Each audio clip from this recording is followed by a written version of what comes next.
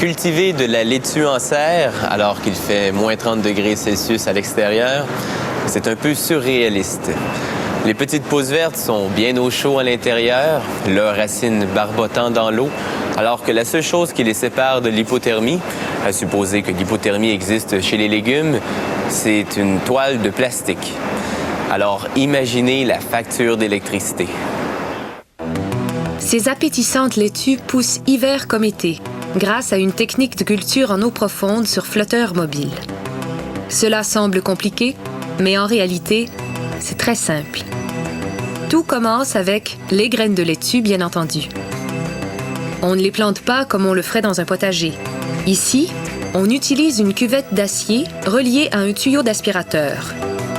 L'aspirateur tire une graine dans chacun des 276 trous.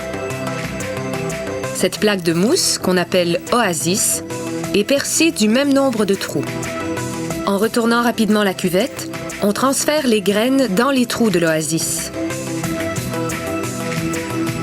Les graines sont au préalable recouvertes d'argile, qui retient l'humidité nécessaire pour les nourrir, mais qui est suffisamment malléable pour les laisser germer. En route vers les serres, les graines bénéficient d'un premier arrosage. Prélude à un long bain dans ce bassin profond d'une trentaine de centimètres. Des techniciens surveillent et dosent constamment les niveaux d'oxygène et de fertilisants. C'est la clé du succès de la culture hydroponique. Malgré tous ces embryons de plantes assoiffées, le niveau d'eau reste constant grâce à de fréquents arrosages.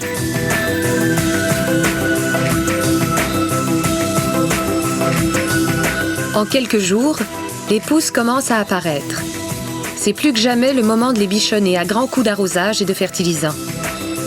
Vers le 4e jour, le processus de croissance est bien entamé. Encore de l'eau, toujours de l'eau. Les toutes premières feuilles émergent vers le 7e jour en été. En hiver, il faudra patienter jusqu'au 11e jour puisque le soleil se fait plus rare. Il est alors temps de procéder à la première d'une série de transplantations. On transfère les laitues de l'oasis à un plateau de styromousse qui peut contenir 288 plants. Puis, on les met à flot dans la pépinière. La deuxième transplantation a lieu autour du 13e jour en été, toujours un peu plus tard en hiver. Cette fois, on transfère les plants sur une autre base par petits groupes de 72. Cela donne aux laitues plus de lumière et surtout plus d'espace pour pousser.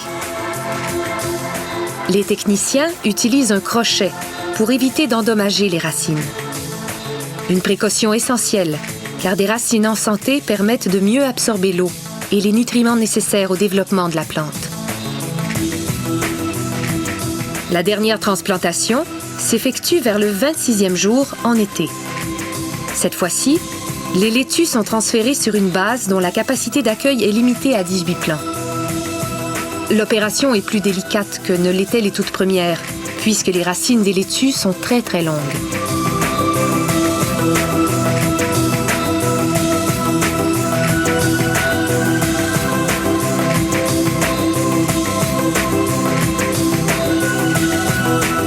Un dernier flottement dans la zone de production, juste avant la récolte.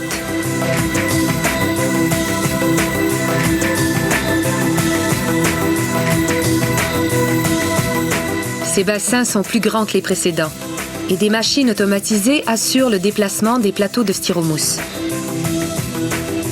Ce système hydroponique produit 500 plants au mètre carré, presque 5 fois le rendement d'une culture conventionnelle.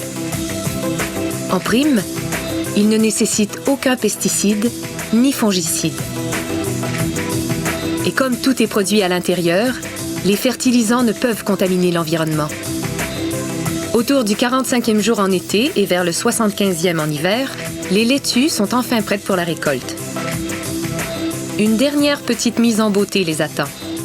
La coupe des feuilles jaunâtres à la base, ainsi que des racines. On peut également envelopper ces dernières autour de la tige. En route vers le supermarché, elles sont maintenant à croquer.